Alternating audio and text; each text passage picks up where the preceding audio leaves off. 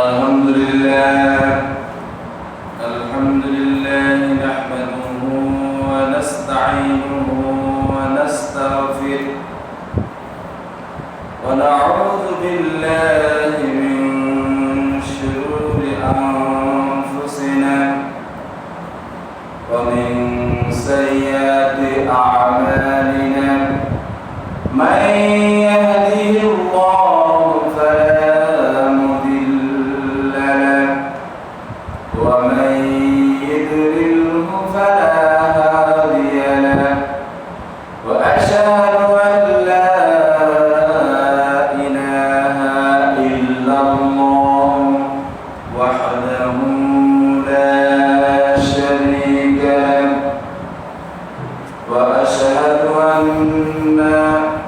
سيدنا وسندنا وحبيبنا ومولانا محمد الذي أرسله بالحق بشيرا ونذيرا وداعيا إلى الله بإذنه وسراجا منيرا فقد قال الله تعالى في كلامه المجيد والفرقانه الحميد أعوذ بالله من الشيطان الرجيم بسم الله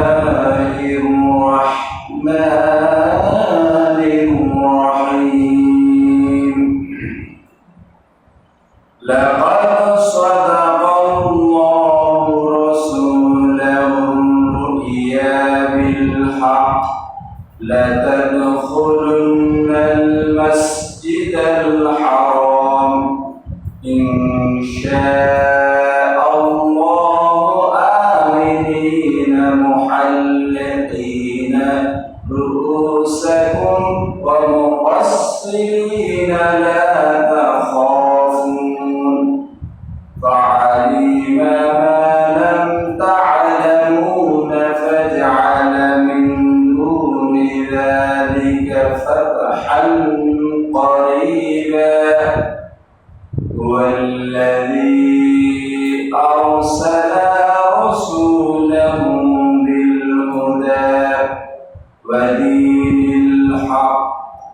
ودين الحق ليظهره على الدين كله وكفى بالله شهيدا صدق الله مولانا العظيم সম্মানিত মুসলিম ইকরাম আল্লাহ রাব্বুল আলামিনের অশেষ শুকরিয়া জানাই রব্বুল আলামিন আমাদেরকে এমন একটি পরিবেশ করে দিয়েছেন যে রব্বুল আলামিন আল্লাহ রাব্বুল আলামিন সে আল্লাহ রাব্বুল আলামিনের দরবারে শুকরিয়া জানাই আলহামদুলিল্লাহ রাসূল সাল্লাল্লাহু আলাইহি ওয়াসাল্লামের প্রতি দরুদ সাল্লাল্লাহু আলাইহি ওয়াসাল্লাম সাহাবায়ে থেকে শুরু করে নিয়ে আজ পর্যন্ত যারা ইসলামের জন্য দ্বীনের জন্য তাদের জীবন উৎসর্গ করে গেছেন তাদের আত্মার মাগফিরাত কামনা করে আজকে জুমার আলোচনা শুরু করছি। আল্লাহ রাব্বুল আলামিন আলোচ্য আয়াতে আমি আয়াতটি তেলাওয়াত করেছি। আল্লাহ রাব্বুল আলামিন বলেন লাকাদ সাদাকাল্লাহ, অবশ্যই আল্লাহ রাব্বুল আলামিন সত্য বলেছেন, রাসূলুহু রুইয়া বিল হক, তার রাসূল সাল্লাল্লাহু আলাইহি ওয়াসাল্লাম যে স্বপ্ন দেখেছিলেন এই স্বপ্ন অবশ্যই হক। রুইয়া মানে হচ্ছে স্বপ্ন। কি স্বপ্ন দেখেছিলেন? লা তাদখুলুন্না, নিশ্চিত অবশ্যই তাদখুলুন্না, প্রবেশ করবেন। আল্লাহ তাআলা মুজাহিদ শিক্ষা দিয়ে বলছেন অবশ্যই প্রবেশ করবেন। নামে তাকিদ লা তাদখুলুন্না,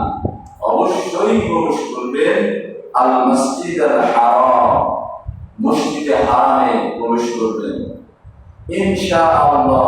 অবশ্যই আল্লাহ যদি চায় অবশ্যই প্রবেশ করবেন। আমিন। একেবারে নিরাপদ হবে। রাসূলুল্লাহ সাল্লাল্লাহু আলাইহি ওয়াসাল্লাম মক্কা বিজয়ের আগের বছর সকলে মিলে হজ করতে গেলেন।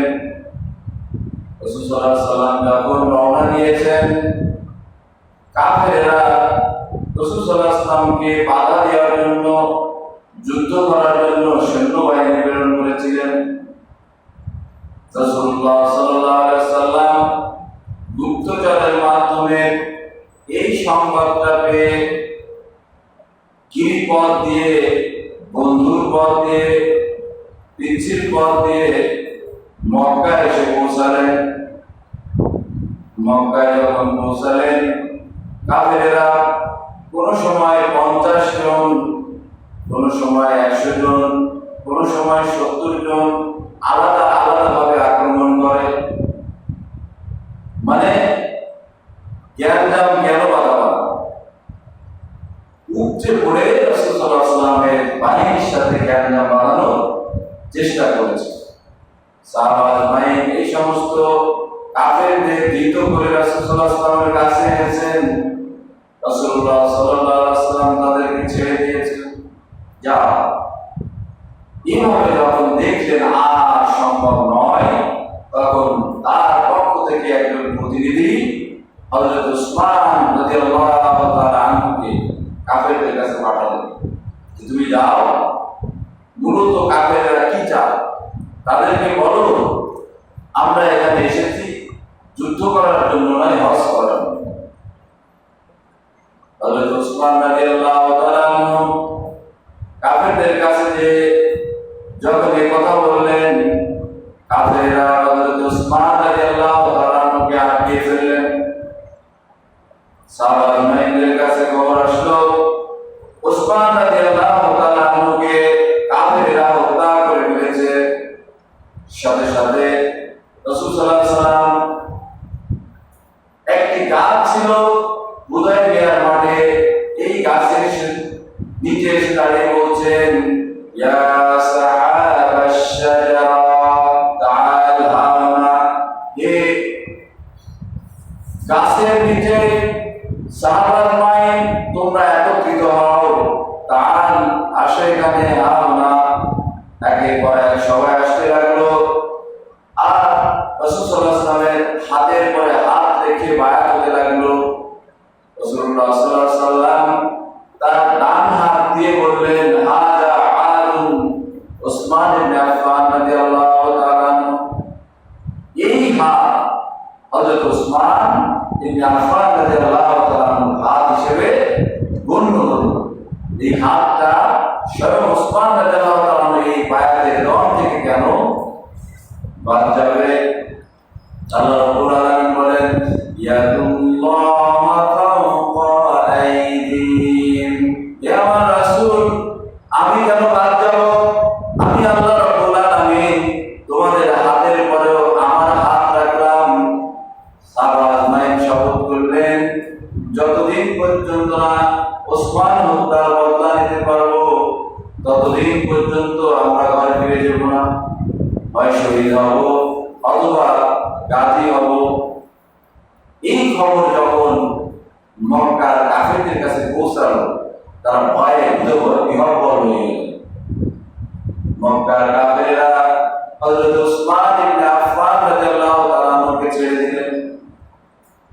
হযরত উসমান ইবনে আফফান রাদিয়াল্লাহু তাআলা আনহুকে ছেড়ে দেওয়ার পর কাফেরদের পক্ষ থেকে সুহাইল ইবনে আহমদ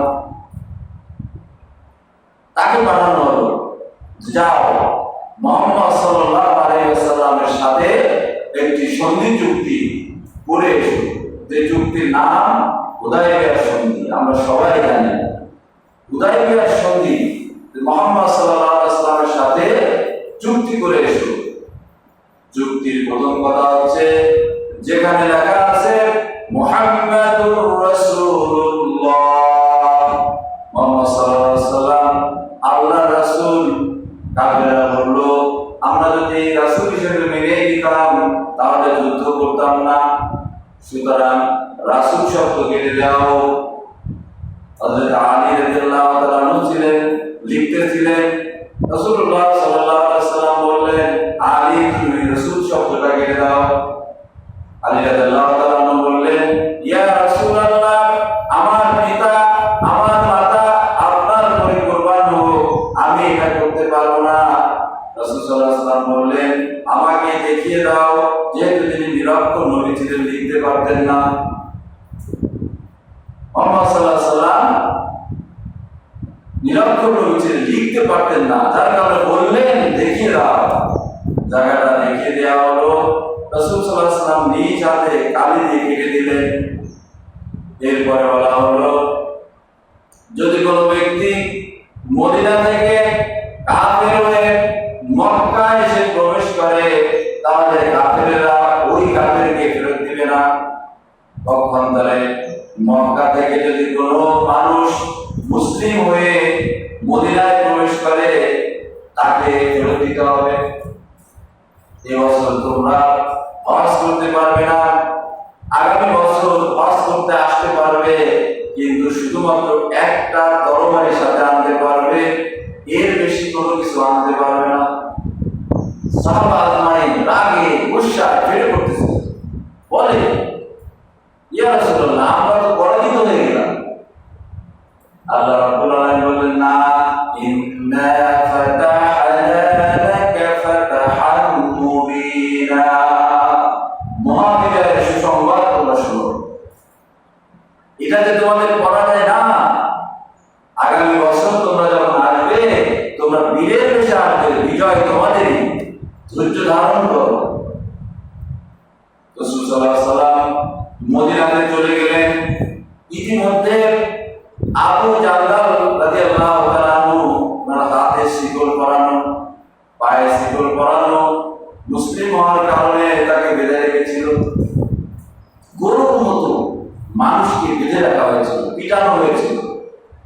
কোন রকম ছাড় পেয়ে মদিনায় গেলেন, বলেন, ইয়া রাসূলুল্লাহ, আমি তো মায়ের দিকে শেষ হয়ে গেলাম। রাসূল সাল্লাল্লাহু আলাইহি ওয়াসাল্লামের কাছে যখন আসলেন, কাফেররা রাসূলুল্লাহ সাল্লাল্লাহু আলাইহি ওয়াসাল্লামের দরবারে এসে বললেন, হে মুহাম্মদ, তুমি তো দুই কথার মানুষ নয়, তুমি সন্ধি করেছো। যদি কোনো ব্যক্তি মুসলিম হয়ে মদিনায় আসে, তাকে মক্কাদের কাছে ফেরত দিতে হবে। আবু জাহলকে ফেরত দাও। হযরত আবু জাহল কান্নাকাটি করতেছিলেন, বললেন, ইয়া রাসূলুল্লাহ, কাফেরদের হাতে আমাকে কি সুবদ্ধ করবেন নাকি? রাসূলুল্লাহ সাল্লাল্লাহু আলাইহি ওয়াসাল্লাম শুধু এতটুকু বললেন, আবু জাহল, আল্লাহ তোমার ব্যবস্থা করবে। কাফেররা যখন আবু জাহলকে নিয়ে যাচ্ছিল, তখন আবু জাহল কি করলো, ওদের হাত থেকে পালিয়ে মক্কা এবং মদিনার মাঝখানে, যেখান থেকে সিরিয়া থেকে লোক আসতো, ব্যবসায়ীরা যেখানে আসতো, সেখানে গোপনে আত্মগোপন করলেন। যেহেতু ওনার কাছে তরবারি ছিল, একটি তরবারি দিয়ে মক্কা যারা যাতায়াত করতো ব্যবসায়ীরা, ওদেরকে কটুকাটা করত। হঠাৎ করে কোনো প্রস্তুতি ছাড়াই যদি কেউ আক্রমণ করে, সেটা প্রতিহত করতে একজন হলেও প্রতিহত করতে গেলেও হতভম্ব হতে হয়, পাগল হতে হয়। এবং অনেক সম্পদ, অনেক খাবার তিনি একা সংগ্রহ করবেন, একা একা খায়, জিকির করে, লা ইলাহা ইল্লাল্লাহ, লা ইলাহা ইল্লাল্লাহ, বেশি বেশি এভাবে জিকির করতে থাকে। মক্কা মুসলিম যারা নতুন হয়েছে, তারা সংবাদ পেল আবু জাহল রাদিয়াল্লাহু তাআলা ওইখানে এই করতেছেন। সবাই রাসূল সাল্লাল্লাহু আলাইহি ওয়াসাল্লামের কাছে না যেয়ে, কারণ ওখানে গেলে তো ফেরত দিবে, সাথে সাথে সবাই চলে গেল আবু জাহলের কাছে। আবু জাহলের বড় এক বাহিনী হয়ে গেল। মক্কা থেকে যে ব্যবসায়িক কাফেলা যায়, সব ধরে সম্পদ করে গনিমত হিসেবে নিয়ে ওরা যায়। কাফেররা বাধ্য হলো হুদায়বিয়ার সন্ধি বাতিল করতে। হে মুহাম্মদ সাল্লাল্লাহু আলাইহি ওয়াসাল্লাম, তোমার যখন যা খুশি তুমি মক্কায় আসবা, হজ করবা, যা করবা, আমাদের আর কোনো কথা নাই।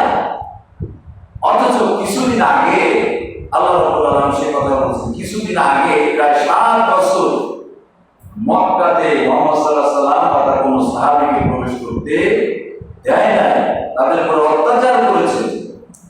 আল্লাহ তাআলা বলেন মাসসাতুল বাসাউ ওয়াদ-দাররাউ ওয়া যুলজিলু হাত্তা ইয়াকুলার রাসূল মাতা নাসরুল্লাহ আলা ইন্না নাসরাল্লাহিল করিব। মাকে যখন সাহাবায়ে মাইন সহ্য করতে পারতেন না, তখন এই কথা তারা বলতেন মাতা নাসরুল্লাহ, আল্লাহর সাহায্য কবে আসবে? আল্লাহ রাব্বুল আলামিন তোমার সাহায্য কবে আসবে? মাতা নাসরুল্লাহ আলা ইন্না নাসরাল্লাহিল করিব। আল্লাহ ডাক দিয়ে বললেন ভয়ের কোনো কারণ নাই, আল্লাহর সাহায্য, আল্লাহর নুসরাত এই তো কাছে। সাহাবায়ে মাইন পরবর্তী বছর যখন গেলেন, যাওয়ার পরে রাসূল সাল্লাল্লাহু আলাইহি ওয়াসাল্লাম বললেন তোমরা বেশি বেশি রাত্রিবেলা চুলা জ্বালাও। চুলার সংখ্যা যদি বেশি হয় তাহলে কাফেরেরা মনে করবে হাজার লক্ষ লক্ষ লোক এসেছে। আর তোমরা টয়লেট বা পায়খানা বা বাথরুমের সংখ্যা বাড়িয়ে তারা কমিয়ে দাও। যখন কাফেরেরা গুপ্তচর বাড়ালো, তারা এসে দেখলো হাজার হাজার চুলা জ্বলে আর পায়খানায় মানুষ দাঁড়িয়ে আছে লাইন দিয়ে। ওই কাফেরেরা গুপ্তচরেরা যে বললো এ ভাইরা, মুসলমানদের সাথে যুদ্ধ করতে যেও না, ওরা লক্ষ লক্ষ মুসলিম, ওরা এই ব্যাপার এত হাজার চুলা জ্বলতেছে, তাহলে কত লক্ষ লোক।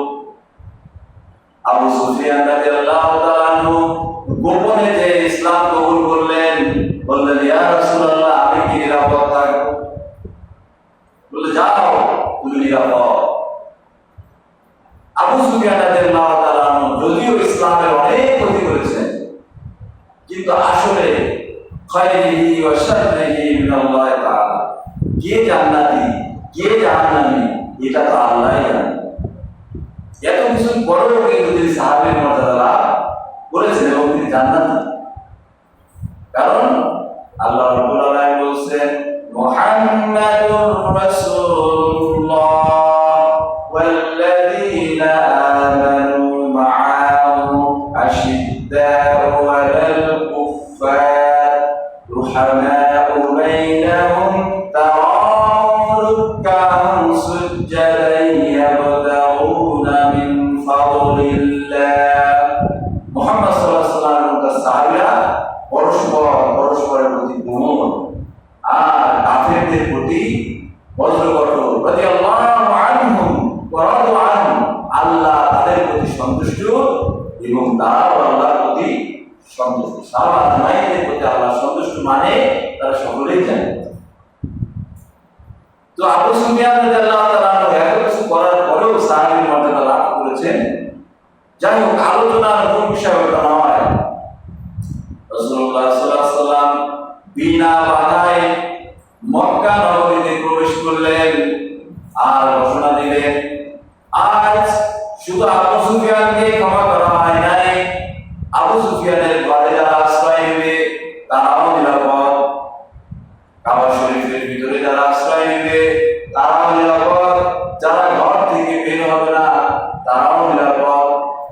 আল্লাহ তাআলা এজন্য বলেন ইজা জাআ নাসরুল্লাহি ওয়াল ফাth ওয়া রাআইতান নাসা ইয়াদখুলুনা ফি দীনিল্লাহি আফওয়াজা ফাসাব্বিহ বিহামদি রাব্বিকা ওয়াস্তাগফির ইন্নাহু কানা তাওয়াবা। আল্লাহ বলেন ইজা জা, যখন আসে, নাসরুল্লাহ আল্লাহর সাহায্য, ইজা জা নাসরুল্লাহ ওয়াল ফাth আল্লাহর সাহায্য এবং বিজয় যখন তোমাদের কাছে আসে, তখন তোমরা দেখবা ওয়ারাইতান নাস, মানুষেরা, আর নাস ফিক্স করে দেওয়া হয়েছে, মারিফা করে দেওয়া হয়েছে, অনেক অসংখ্য মানুষ এরা সাইয়াদখুলুনা ইসলামের মধ্যে প্রবেশ করবে। ওয়ারাইতান নাস ইয়াদখুলুনা ফি দীনিল্লাহি আফওয়াজা, দলে দলে ইসলামের মধ্যে প্রবেশ করবে। এই সময় তোমাদের কাজ কি হবে? আল্লাহ রাব্বুল আলামিন সেই কথাটা বর্ণনা করতেছেন। আল্লাহ রাব্বুল আলামিন বলছেন, ফাসাব্বিহ বিহামদি রাব্বিকা ওয়াস্তাগফির, তোমাদের কাজ হবে তোমরা তোমাদের রবের হামদ, প্রশংসা, গুণকীর্তন, আল্লাহ রাব্বুল আলামিনের যত প্রশংসা করা যায়, সুবহানাল্লাহ ওয়ালহামদুলিল্লাহ লা ইলাহা ইল্লাল্লাহ ওয়াল্লাহু আকবার, আলহামদুলিল্লাহি কাসীরা, আলহামদুলিল্লাহি কাবীরা, আল্লাহু আকবার কাবীরা, আল্লাহুম্মা আনতা রাব্বি লা ইলাহা ইল্লা আনতা খালাকতানি, এই দোয়াগুলো পড়া, রব্বানা যালামনা, এই দোয়াগুলো পড়া। হামদ হতে পারে মুখে উচ্চারণ করার মাধ্যমে, আর ব্যক্তিগত জীবনে সেগুলো আল্লাহর হুকুম পালনের মাধ্যমে আল্লাহর নাম করতে হবে। তাহলে প্রথম নম্বর ভার্টিউ, প্রথম নম্বর গুণাবলী হচ্ছে বেশি বেশি তাসবিহ পাঠ করা। এরপরে আল্লাহ তাআলা বলেন ওয়াস্তাগফির, বিজয় আসলে লাফালাফি করো না, বিজয় আসলে আল্লাহর প্রশংসা করো। তুমি যখন ইসলামের বিজয় আসবে তুমি তখন লাফালাফি করো না, তখন তোমার কাজ হচ্ছে আল্লাহর প্রশংসা করা আর ওয়াস্তাগফির, তওবা করা আল্লাহর কাছে, আল্লাহ মাফ করে দাও। এখন আমরা তওবা বলতে আসলে কি বুঝি, তওবাটা কি? আমরা এই সম্পর্কে বেশ আগে, অনেক আগে, সম্ভবত ৬-৭ মাস আগে আলোচনা করেছিলাম, আপনাদের মনে আছে না? তওবা মানে আস্তাগফিরুল্লাহ পড়া নয়, তওবা মানে আস্তাগফিরুল্লাহ পড়া নয়। আমি পাপ করেছি আস্তাগফিরুল্লাহ, আস্তাগফিরুল্লাহ, ভুলে গেছি আস্তাগফিরুল্লাহ, না, এটা তওবা না। আমরা মনে করি তওবা মানে আস্তাগফিরুল্লাহ রাব্বি মিন কুল্লি জামবি ওয়া আতুবু ইলাইহি লা হাওলা ওয়ালা কুওয়াতা ইল্লা বিল্লাহ। আমরা এটা মনে করি তওবা মানে, আসল তওবা মানে এটা না। তওবা মানে go back in right way, সঠিক পথে ফিরে আসে। যা করেছি অন্যায়, ওই অন্যায় কাজ করব না, এটা তওবা। মুখে উচ্চারণের দরকার নেই। আপনি যদি মুখে উচ্চারণ নাও করেন কিচ্ছু যায় আসে না। আল্লাহ বলেছি আর করব না, যতদিন বেঁচে আছি আর করব না, এটাই তওবা। আল্লাহ রাব্বুল আলামিন এই জন্যই বলছেন ফাসাব্বিহ বিহামদিকা ওয়াস্তাগফির, তোমরা বেশি বেশি তওবা করো। এই তওবা সম্পর্কে আল্লাহ তাআলা বলছেন ইয়া আইয়ুহাল্লাযীনা আমানু তুবু ইলাল্লাহি তাওবাতান নাসুহা, ও ঈমানদারেরা তোমরা উত্তম উত্তম তওবা করো, উত্তম তওবা করো। এই ব্যাপারে আমার কিছু ধারণা আছে, কিছু ইসরায়েলিতে আপনি আসেন নসুহা তওবা, সেটা ডাহা মিথ্যা, এই কাহিনী একেবারে মিথ্যা।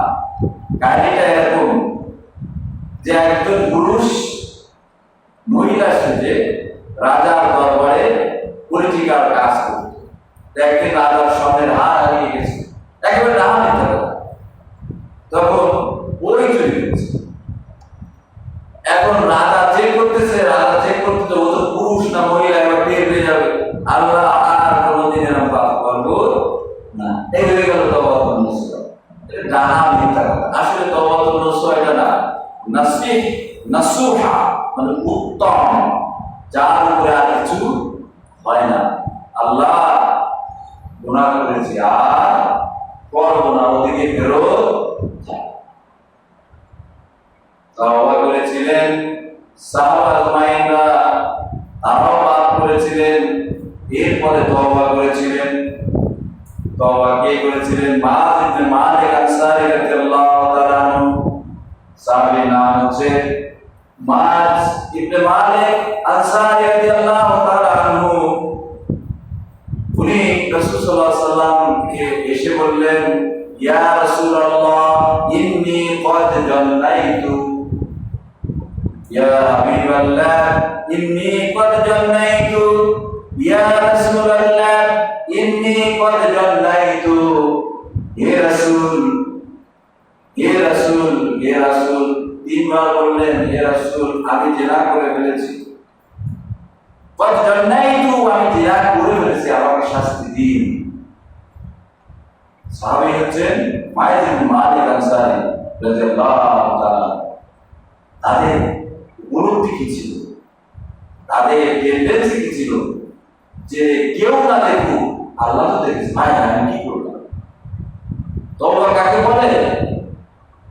মাআজ ইবনে মালিক আনসারী রাদিয়াল্লাহু তাআলা আনহু যখন এটা বললেন, রাসূল সাল্লাল্লাহু আলাইহি ওয়াসাল্লাম সাহাবাদেরকে বললেন, তোমরা খবর নাও, খোঁজ নাও, আসলে ও জিনা করেছে কিনা।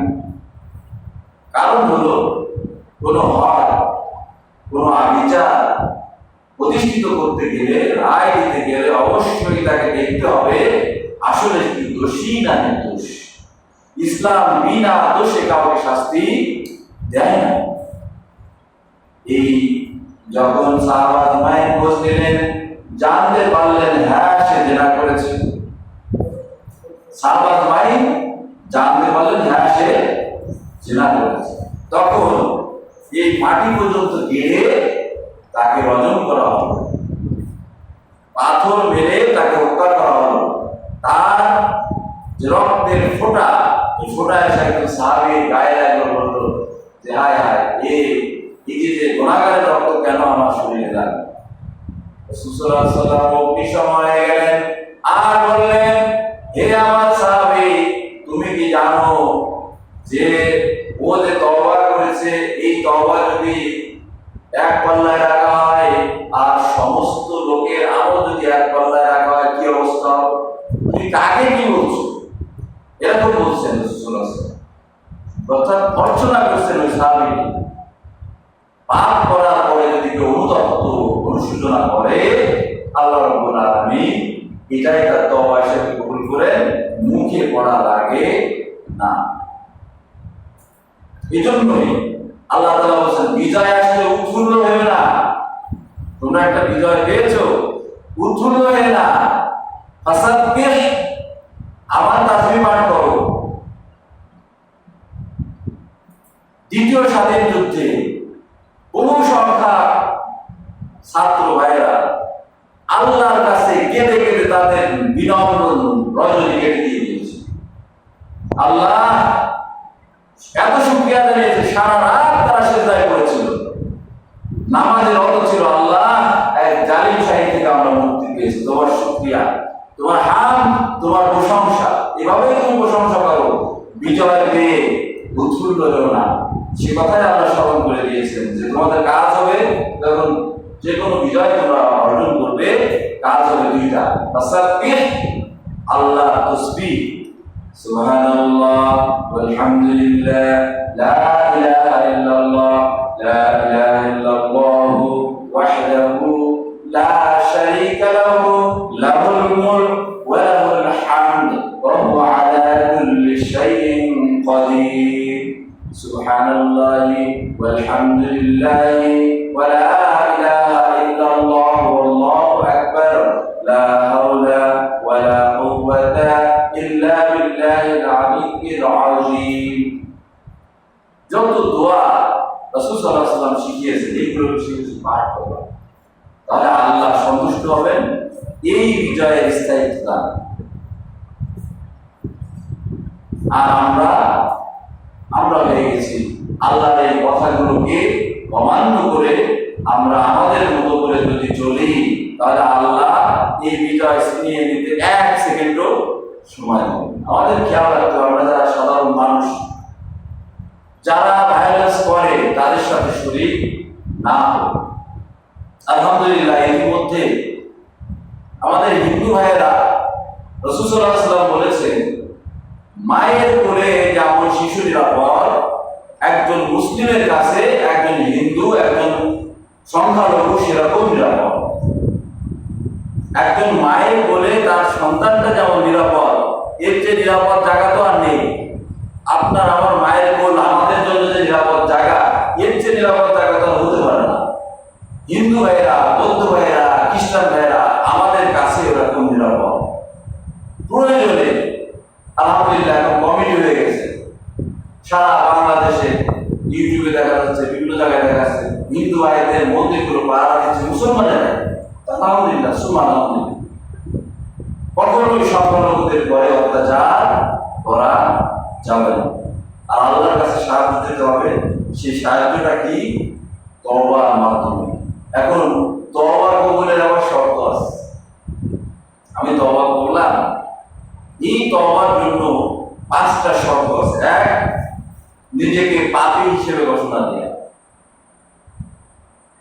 আল্লাহ রব্বানা যালামনা আনফুসানা ওয়া ইল্লাম তাগফির লানা ওয়া তারহামনা লানাকুনান্না মিনাল খাসিরিন। রব্বানা, হে আমাদের রব, প্রতিপালক আল্লাহ, যালামনা, জুলুম করেছি, আনফুসানা, নিজেদের উপরে, ওয়া ইল্লাম তাগফির লানা, রব্বুল আলামিন, তুমি ছাড়া মাফ করনে আল্লাহ কোনো ব্যক্তি নেই। আল্লাহ শিখাই দিচ্ছে। হযরতে আদম আলাইহিস সালাম যখন ভুল করলেন, আল্লাহ রাব্বুল আলামিন বললেন, ওয়া লা তাকরাবা হাযিহিশ শাজারাতা ফাতাকুনা মিনাজ যালিমিন। কওদাদুন আনতা ওয়া যাওজুকাল জান্নাত, তুমি এবং তোমার স্ত্রী জান্নাতে থাকো। ওয়া কুলা মিনহা রাগাদান হাইসু শি'তুমা, যা খুশি আছে ভক্ষণ করো। ওয়া লা তাকরাবা, খবরদার গমন করবে না। হাযিহিশ শাজারা, ওই যে গাছ দেখতে পাচ্ছ ওই গাছের কাছে যাবে না। যদি যাও ফাতাকুনা মিনাজ যালিমিন, তুমি জালেম হয়ে যাবে। আদম আলাইহিস সালাম ওইখানে গেলেন এবং সেই গাছের ফল খেলেন। তওবা কিভাবে করলেন? আমাদের জাতির আদি পিতা আদম আলাইহিস সালাম যেভাবে তওবা করেছে সেইভাবে আমাদেরকে তওবা করতে হবে। তিনি কিভাবে তওবা করেছিলেন? ফাতালাক্কা আদামা মির রাব্বি কালিমাতি ফাতাবা আলাইহি ইন্নাহু হুয়াত তাওয়াবুর রহিম। আদম আলাইহিস সালাম আল্লাহর পক্ষ থেকে কিছু কালেমা শিখিয়ে দেওয়া হলো, আর তিনি পাঠ করলেন। সেই কালেমাটা হচ্ছে রব্বানা যালামনা আনফুসানা ওয়া ইল্লাম তাগফির লানা ওয়া তারহামনা লানাকুনান্না মিনাল খাসিরিন। আয় আমাদের রব, হে আমাদের প্রতিপালক, যালামনা, জুলুম করেছি। আমি যখন পাপ করেছি তাহলে তো আমার নিজের পরে আমি জুলুম করেছি। ওয়া ইল্লাম তাগফির লানা, আল্লাহ এই তুমি ছাড়া মাফ করনে আল্লাহ কেউ নেই। ওয়াতারহামনা, আমাদের প্রতি রহম করো। ফানসুরনা আলাল কওমিল কাফিরিন, কাফিরদের উপরে আমাদের কি করেন? বিজয়ী দান। এজন্য প্রথম নম্বর শর্ত হচ্ছে পাপী হিসেবে নিজেকে ঘোষণা দেওয়া। আমি পাপ করেছি, আল্লাহ আমি জেনা করেছি, স্বীকার করা। আল্লাহর সামনে, কারোর সামনে নয়, আল্লাহর সামনে একান্তে নিভৃতে ঘরের মধ্যে আল্লাহর কাছে কান্দা, বলা আল্লাহ পাপ করেছি, আমি স্বীকার করেছি। 1 নম্বর শর্ত স্বীকার করা। 2 নম্বর হচ্ছে অনুতপ্ত, আল্লাহর কাছে কাঁদা। আল্লাহ ওয়া ইল্লাম তাগফির লানা, তুমি ছাড়া মাফ করনে আল্লাহ কেউ নেই, আমি তো জুলুম করেছি, একটা পাপ করেছি। এই যে অনুতপ্ত হওয়া, আল্লাহ এটাই চায়। আল্লাহ রাব্বুল আলামিন ফেরেশতাদের ডাক দেন, মালাইকা ইয়া মালাকা, হে মালাকা, হে ফেরেশতারা তোমরা শুনে যাও। তোমরা না বলেছিলে যে ওয়ানাহনু নুসাব্বিহু বিহামদি, আল্লাহ খবরদার ওই মানব জাতিকে দুনিয়াতে প্রেরণ করেন না। আমরা তো আপনার প্রশংসা করি, মানব জাতিকে প্রেরণ করেন না। কারণ তারা ফিতনা ফাসাদ করবে পৃথিবীতে। তোমরা দেখো ওই যে বাংলাদেশের নড়াইল জেলার ওড়াবাদরিয়া গ্রামে একান্তে নিভৃতে পাপ করে ফেলেছে, সে আমার কাছে ক্ষমা চায়, কারণ সে জানে আমি একজন আছি। সে কি আমাকে দেখেছে? আল্লাহ না দেখে সে আমাকে বিশ্বাস করেছে, অনুতপ্ত হচ্ছে যে আমার মনিব একজন আছেন, তিনি কিয়ামতের মাঠে আমার শাস্তি দিতে পারেন। তোমরা সাক্ষী থাকো, আমি তাদের মাফ করব। এই জন্য অনুতপ্ত হতে হবে। 3 নম্বর হচ্ছে যে পাপ করেছিলেন এই পাপ আর করা যাবে না। আপনি তওবা করলেন, আল্লাহর কাছে মাফ চাইলেন, আবার যে সুদ খেলেন, তাই না?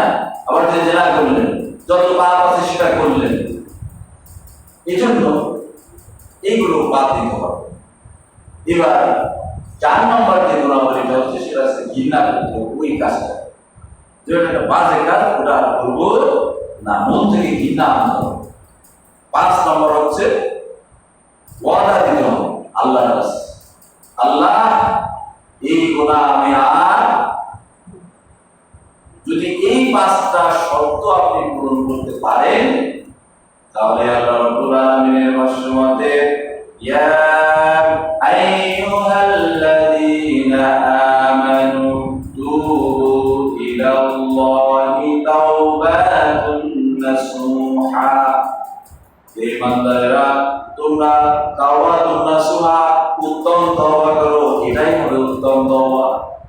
যদি আপনার তওবার মধ্যে এই 5টা শর্ত আপনি রাখতে পারেন, অবশ্যই আল্লাহ রাব্বুল আলামিন আপনার তওবা কবুল করবেন। অন্যথায় আস্তাগফিরুল্লাহ আস্তাগফিরুল্লাহ করব না, আবার যে মনে করেন এখানে যে ইয়াবা দিলাম মনে করেন, অথবা গাঁজা খেলাম, অথবা খারাপ কিছু করলাম, জেনা করলাম, খারাপ বলতে যা আছে যে কোনো পাপ একটা করলাম, ওই আস্তাগফিরুল্লাহ আস্তাগফিরুল্লাহ আবার বেশি কাজ করলাম, তাহলে আপনার তওবা হচ্ছে না, কবুল আল্লাহ করবেন না, ওই ধরনের তওবা আল্লাহর কাছে গ্রহণযোগ্য হবে না। তাহলে এই 5টা হচ্ছে শর্ত থাকতে হবে। আর হচ্ছে তওবা কাদের কবুল হবে না এটাও তো জানতে হবে। আমি তওবা করতেছি আর মনে করতেছি যে আমার তওবা কবুল হচ্ছে, কিন্তু কার তওবা কবুল হবে? 1 নম্বর হচ্ছে যখন কোন ব্যক্তি মৃত্যু এসে যায়, গড়গড় করে শব্দ করে, যখন কোন ব্যক্তি গড়গড় শব্দ করে বুঝতে হবে মালাকুল মাউত এসে দেখতেছে। যখন মালাকুল মাউত আজরাইল আলাইহিস সালাম হাজির হয়ে যায়, তখন সে যদি তওবা করে তবে ওই তওবা কবুল হবে না। ফিরআউন তওবা কবুল করেছিল, হয়েছিল কিনা? ফিরআউনের তওবা কবুল হয়েছিল? বলেন না। কেন? সে তওবা করেছিল, সে বলেছিল ইন্নী আমানতু বিরাব্বি মূসা ওয়া হারুন। যখন পানি খাচ্ছিল, ডুবে যাচ্ছিল, মরে যায়, উপায় নেই, তো মরে যাচ্ছে, তখন বলছে ইন্নী আমানতু বিরাব্বি মূসা ওয়া হারুন, আমি সেই রবের প্রতি ঈমান আনলাম যিনি মূসা ও হারুনের রব। মালাকুল মউতকে দেখতে পেয়ে এই কথা বলেছিল, কিন্তু আসলে কবুল হয় না। কারণ যখন তার সম্পদ নিয়ে প্রথম হাঁটু পর্যন্ত কেড়ে যায়, তাও বলে যায় উঠতে পারবো, মাথা পর্যন্ত কেড়ে যায়, তাও তওবা করে না। যখন এই পর্যন্ত কেড়ে যায়, তখন বলে হে মূসা ভাই তুই আমার বাঁচা, মূসা তুই আমার বাঁচা, আমার যত সম্পদ আছে সব নিয়ে যা, আমি ঈমান আনলাম। আল্লাহ বলেন আল্লাহ দেখো, যখন তোমার পা পর্যন্ত কেড়ে গিয়েছিল, তুমি দেখতেছিলে আল্লাহ রাব্বুল আলামিনের শাস্তি তোমার সামনে উপস্থিত, ওই সময় যদি তুমি ঈমান আনতে, তওবা করতে, ভাই মূসা ইন্নী আমানতু বিল্লাহ, আমি আল্লাহর উপরে ঈমান আনলাম, তাহলে আল্লাহ তোমার তওবা কবুল করতেন। কিন্তু মালাকুল মউত এখানে আসা মানে মালাকুল মউত একটু নিচে হলে তো মারা গেল। মালাকুল মউতকে যখন দেখতে পায়, তখন বলে ভাই মূসা আমাকে বাঁচা, কারণ বলে ভাই মূসা আমাকে বাঁচা, ইন্নী আমানতু বিল্লাহ, আমি আল্লাহর উপরে ঈমান আনলাম, ওই তওবা আর কবুল না। তাহলে আমরা যারা মৃত্যু ব্যক্তির পাশে বসে আমরা বলি তালকিন কি, আস্তাগফিরুল্লাহ আস্তাগফিরুল্লাহ, লা ইলাহা ইল্লাল্লাহ, এটা করবেন না। এটা কখনো করবেন না। কারণ বড় যখন এসে যায় তখন কোনো তওবা কবুল খামাখা চেষ্টা করে কোনো লাভ নাই।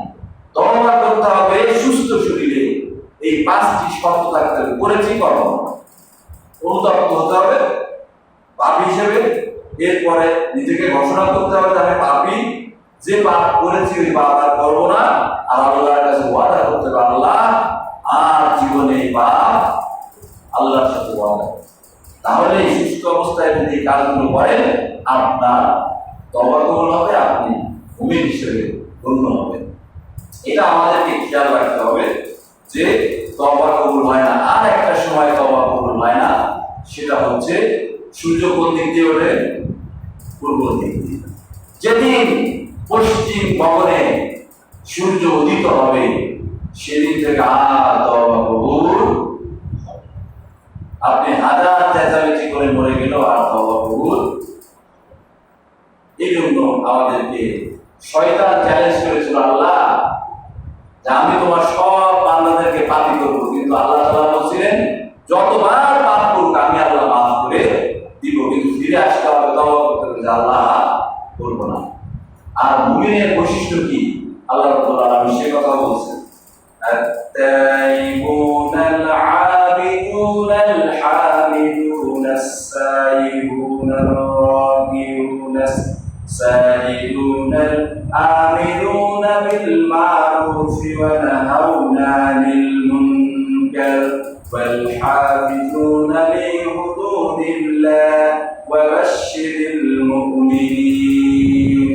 التائبون মুমিনের যে বৈশিষ্ট্য হবে, যিনি নিজেদেরকে মুমিন দাবি করবেন তার 1 নম্বর শর্ত হচ্ছে তওবাকারী হতে হবে।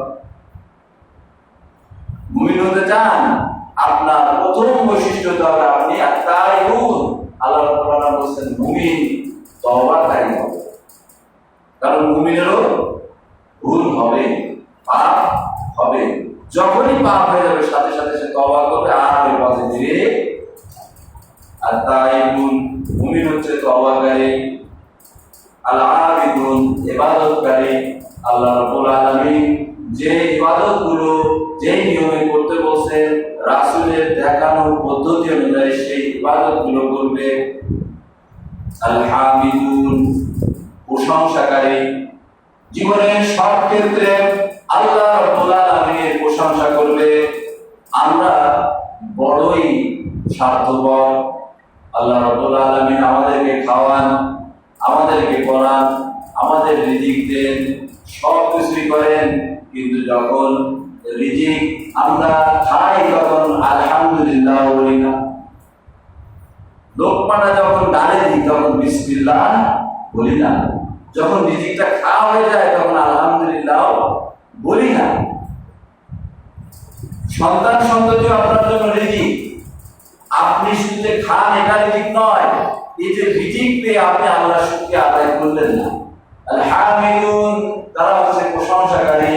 আল্লাহ রাব্বুল আলামিন আপনাকে সুস্থ রেখেছেন, আপনি প্রশংসা করেন আলহামদুলিল্লাহ, সুবহানাল্লাহ, যত পারেন পড়েন, কিন্তু আপনি আমি আল্লাহর প্রশংসা করি না। ওই সময়টুকু ইউটিউব থেকে কাটিয়ে, যে সময়টুকু ইউটিউব চ্যানেল থেকে কাটিয়ে দিই, ওই সময়টুকু যদি আমরা আল্লাহর প্রশংসায় কাটাই, কোরআন নিয়ে গবেষণা করি, কোরআন নিয়ে উঠা বসা করি, কোরআন নিয়ে জীবন করতে চাই, হাদিস একটা হাদিস আপনি ইউটিউব দেখেন তাতে অসুবিধা নেই, ভালো জিনিস দেখেন, কিন্তু আপনি যদি পড়তে না পারেন ইউটিউবে কোরআন তেলাওয়াত শুনেন, সূরা ইয়াসিন তেলাওয়াত ধরিয়ে দেন, দেখবেন মনের মধ্যে একটা প্রশান্তি পাচ্ছেন।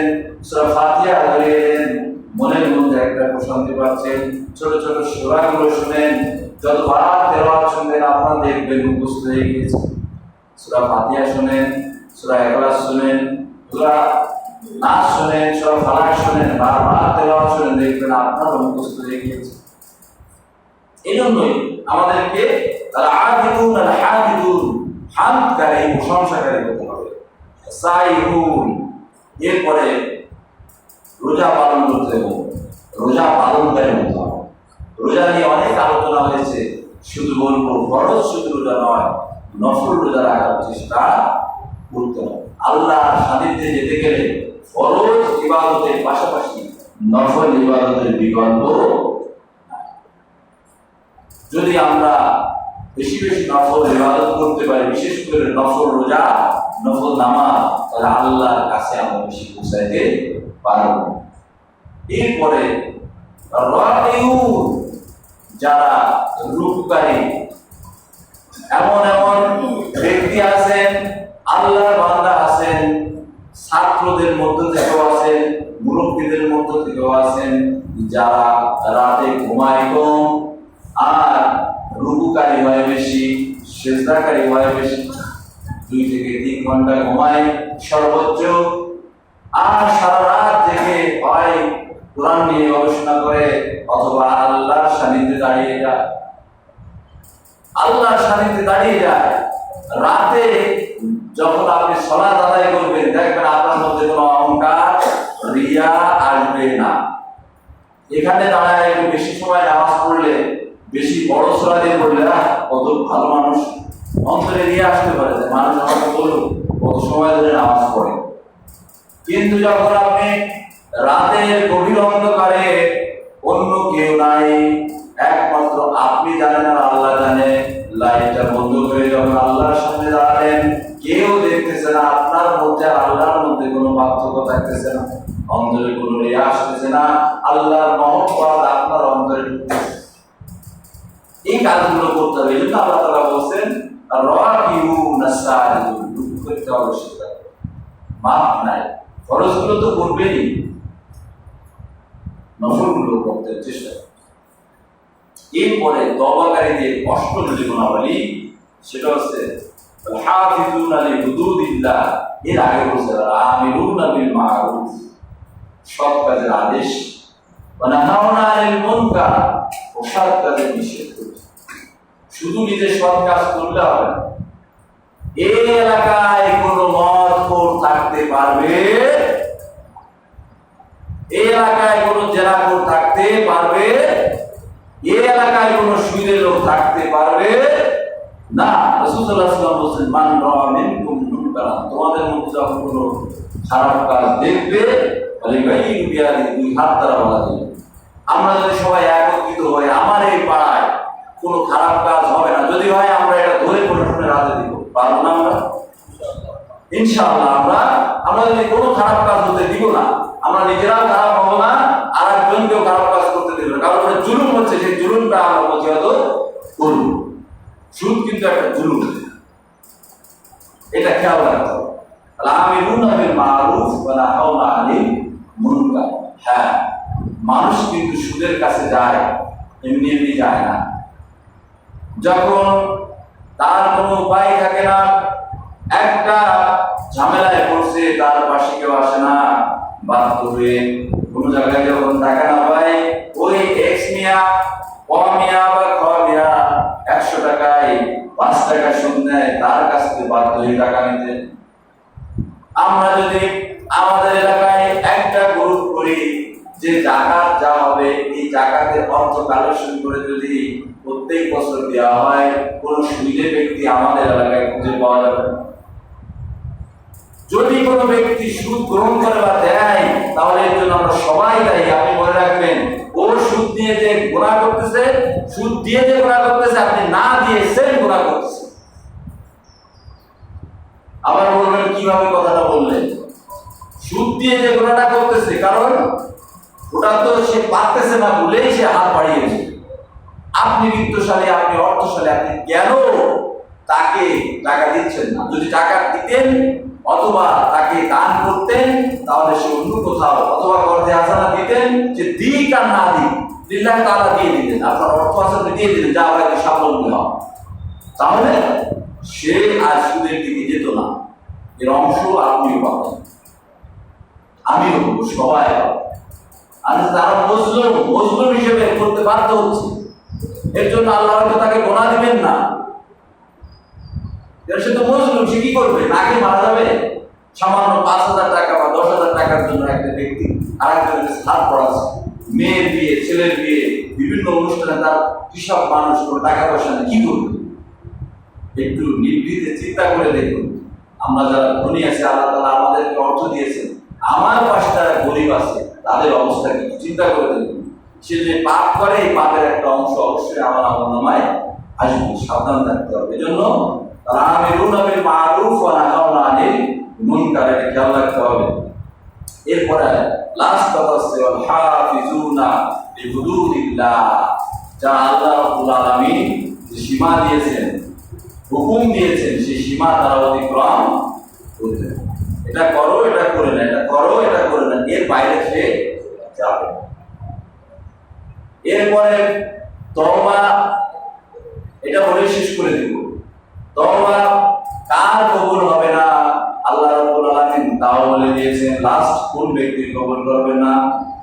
ইন তাস্তাগফির লাহুম ৭০ মাররাতান ফালাই ইয়াগফিরুল্লাহু লাহুম যালিকা বিআন্নাহুম কাফারু বিল্লাহি ওয়া রাসূলিহি ওয়াল্লাহু লা ইয়াহদিল কওমাল ফাসিকিন। তোমরা শুনে রাখো, যদি তুমি তাদের জন্য এ রাসূল একবার না, দুইবার না, ৭০ বারও যদি তুমি মাগফিরাত কামনা করো, তওবা করতে প্রার্থনা করো, আল্লাহ লা ইয়াগফিরু, তাদের ক্ষমা করবেন না। আলাই ইয়াগফিরু, কুস্তির কারণ আল্লাহ ক্ষমা করবেন না। কেন করবেন না? তারা আল্লাহ তার রাসূলের সাথে কুস্তি করেছে। আল্লাহর সাথে কুস্তি তো বুঝলাম, যে আল্লাহর হুকুমগুলো মানে নাই, বুড়িয়া বলতে গেছে ওটা ব্যাকডেটেড, চলে না। যারা আল্লাহর আইনকে বলে ব্যাকডেটেড, চলে না, এরা কাফের। আল্লাহর আইনের পরিবর্তে অন্য কোনো আইন আনার করে এরা কাফের। কিন্তু রাসূল সাল্লাল্লাহু আলাইহি ওয়াসাল্লামের সাথে কুফরির অর্থ কি?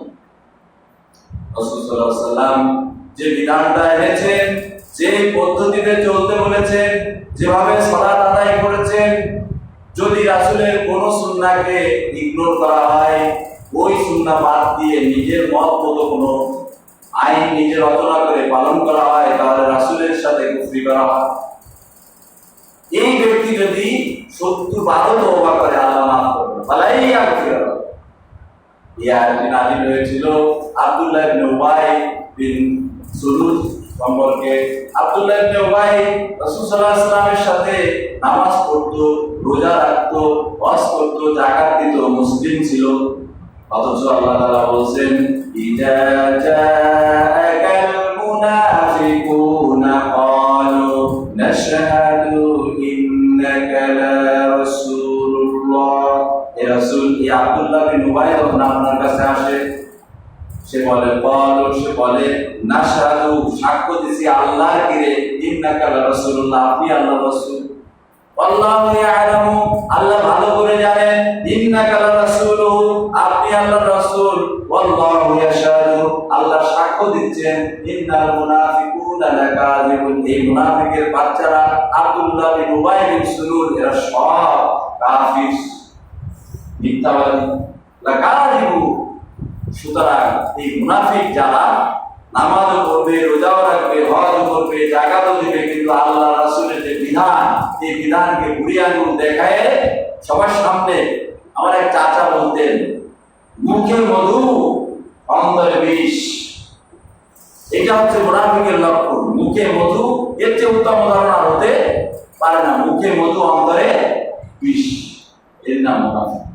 আল্লাহ রাব্বুল আলামিন এতক্ষণ যে আলোচনা করলাম, বিজয় পেয়ে উল্লাস নয়, আল্লাহ রাব্বুল আলামিনের শুকরিয়া আদায় করা, বেশি বেশি ইস্তেগফার করা, আর সমাজে যে সমস্ত সংখ্যালঘু ভাইরা আছে আমাদের পাশে, তারা আমাদের কাছে এমন নিরাপদ থাকবে, মায়ের কোলে যেমন শিশু নিরাপদ থাকবে। আর একটা কথা, সেটা হচ্ছে রাসূল সাল্লাল্লাহু আলাইহি ওয়াসাল্লাম মক্কা বিজয়ের সময় এক বুড়ি দৌড়ায় পালাচ্ছিলেন। রাসূল সাল্লাল্লাহু আলাইহি ওয়াসাল্লাম দৌড়ায় তার কাছে গেলেন, মা কি হয়েছে? তুমি জানো না? না, তা তো জানি না। বলল, মুহাম্মদ সাল্লাল্লাহু আলাইহি ওয়াসাল্লাম এসেছে, ও তো যাকে পাচ্ছে তাকে মারছে, তাই দাও তোমার টুপিটা দাও, আমি আগায় নিয়ে আসি। বুড়ি টুপিটা মাথায় করে নিয়ে, সে মুসলমান নয় কিন্তু সংখ্যালঘু, তার টুপিটা মাথায় করে নিয়ে মুহাম্মদ সাল্লাল্লাহু আলাইহি ওয়াসাল্লাম আগে দিলেন। যখন তার কাফেলার কাছে পৌঁছালো, তখন বললো, হায় হায়, বুড়ি করছো কি? এই তো সেই আব্দুল্লাহ বেটা মুহাম্মদ। বলছে, তাই? যদি মুহাম্মদ সাল্লাল্লাহু আলাইহি ওয়াসাল্লাম এই লোক হয়, আমি বলে দিলাম লা ইলাহা ইল্লাল্লাহ মুহাম্মাদুর রাসূলুল্লাহ। আমাদেরকে ওয়া আরসালনাকা ইল্লা রাহমাতাল লিল আলামিন, রাসূলকে প্রেরণ করা হয়েছে রহমত স্বরূপ। আমরা প্রত্যেকটা মানুষ হিন্দু ভাইদের প্রতি রহমত স্বরূপ হব। তাদের কোনো মন্দির, মসজিদ, মানে প্যাগোডা, গির্জা, এখানে আমরা কখনো প্রয়োজনে রাত জেগে জেগে পাহারা দেব। আল্লাহ রাব্বুল আলামিন আমাদের তৌফিক দান করুন। আমিন। আখির দাওয়ানা আলহামদুলিল্লাহি রাব্বিল আলামিন। রাসূলুল্লাহ